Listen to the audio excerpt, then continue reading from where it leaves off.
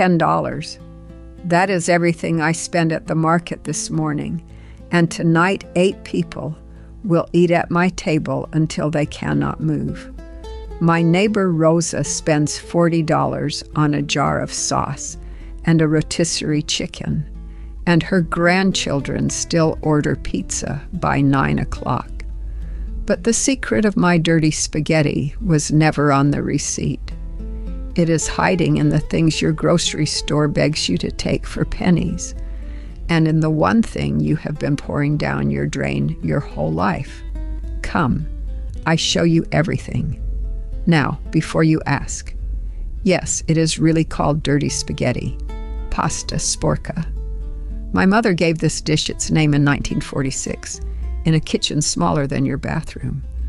And when I finally tell you why, near the end, you will never scrub a pan the same way again.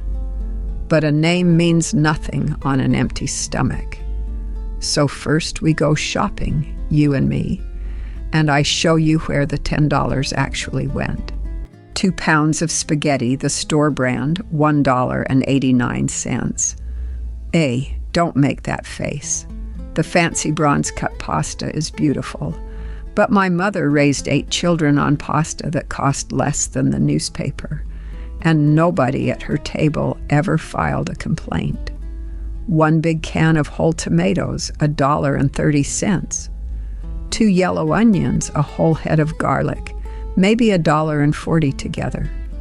A little bunch of parsley, 90 cents, and we will use every part of it, stems and all. You watch. That leaves us about $4.50, and this is where I take you to the counter nobody visits, the butcher. You walk past the pretty steaks, past the chops in their little rows, and you ask the man one question. You say, "Do you have ends today?" Bacon ends, prosciutto ends, the heels of the salami too crooked to slice for the case. Every butcher has a bin of them in the back, and mine sells them for $2.49 a pound. Because the truth is, if I don't take them, they go in the garbage. The garbage, the same meat, the same smoke, the same salt as the $12 package, just cut ugly. Tonight I bought 1 pound of bacon ends and a piece of Parmesan rind he keeps in a tub by the register, and I walked out with change in my pocket. And the bread? The bread I did not buy at all. Yesterday's loaf was already sitting on my counter, hard as a roof tile. Because in my house, old bread is never garbage. Old bread is an ingredient waiting for its moment. Hold that thought, Tesoro, because that roof tile is about to become the best part of the whole dish. So, apron on. The first thing we do is take those bacon ends and cut them small, the size of your thumbnail, and put them in a cold pan. Cold, I said. You heard me. If the pan is hot, the outside burns before the fat lets go. And the fat is the entire point. You turn the heat to low and you wait. And after a few minutes, the kitchen starts to sound like soft rain. And that little puddle of gold spreading under the meat is worth more to this dish than anything else you bought today. That puddle is why the ends taste better than the pretty slices. More edges, more fat, more flavor. The ugly cut wins. When the pieces are brown and crisp, you lift them out with a spoon and set them aside on a little plate. Do not eat them. I see you. Leave them alone. Now, into that gold go the 2 onions, chopped fine with a pinch of salt, and you let them go slow, 10 minutes, 15, until they turn sweet and soft and the color of weak tea.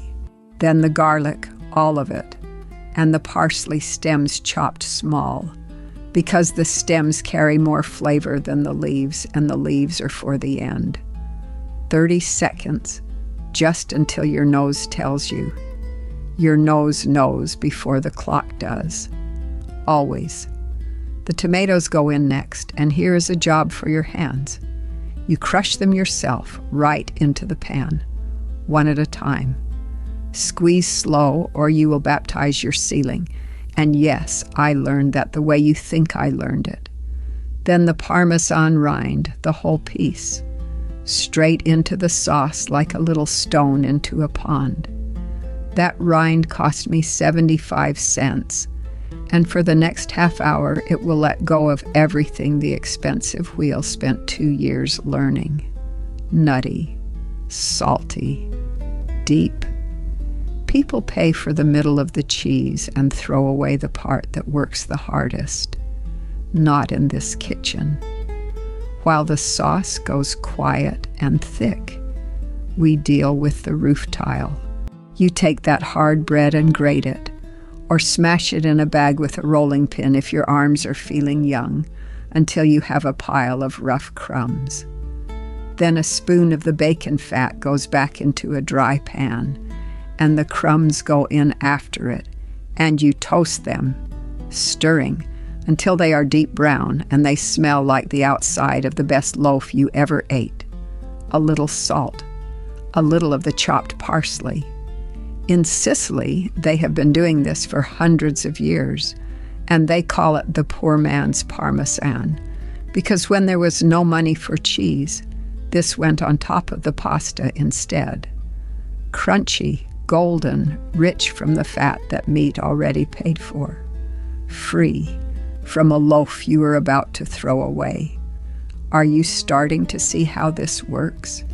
Because now we come to the drain. The thing I promised you at the beginning. You put your big pot of water on, you salt it like the sea, and you cook the spaghetti 3 minutes less than the box tells you. 3 minutes, not 2, not 1. And when you drain it, you keep back 2 full cups of that cloudy, starchy water.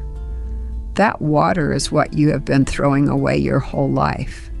And it is the difference between sauce that slides off the pasta and sauce that holds on like a grandmother at the airport. The starch in that water is glue. Restaurants know this.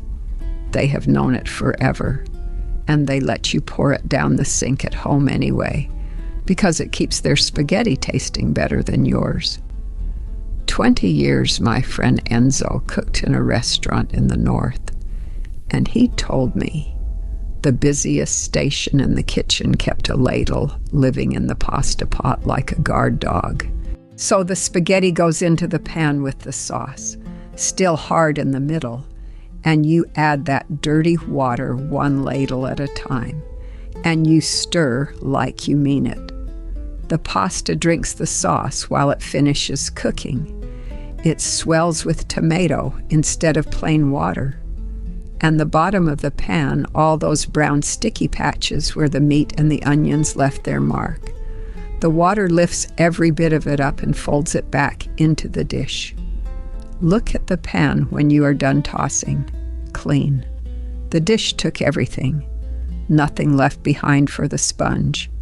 The crispy bacon goes back in now. The rind comes out.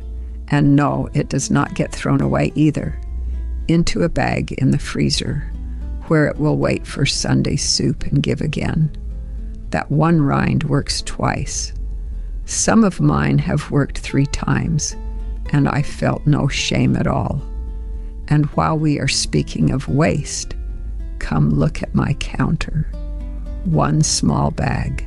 That is all that is left. Onion skins, garlic paper, tomato can rinsed, parsley down to nothing.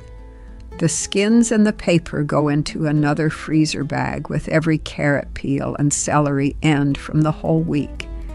And when the bag is full, it becomes broth. Free broth from garbage. So what did tonight actually cost the trash can? 1 tin can for the recycling and 1 piece of butcher paper. That is the whole funeral. My mother would inspect my bin like a police sergeant, and tonight she would have nothing to arrest me for. Then you pile it into the big bowl. You shower the toasted crumbs over the top with the last of the parsley, and you carry it to the table. 8 plates.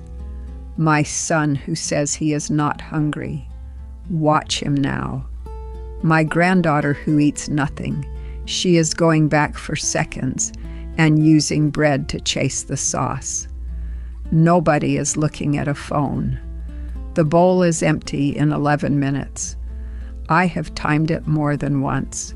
And now I tell you about the name, because you have waited and you have earned it.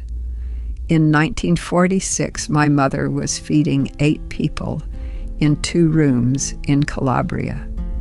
The war was over, but the food did not know it yet. She had pasta some days, bread most days, and meat almost never. And what meat came into that house came exactly the way I showed you today, as ends and scraps and the pieces with no name, because that was what the butcher would give a widow on credit.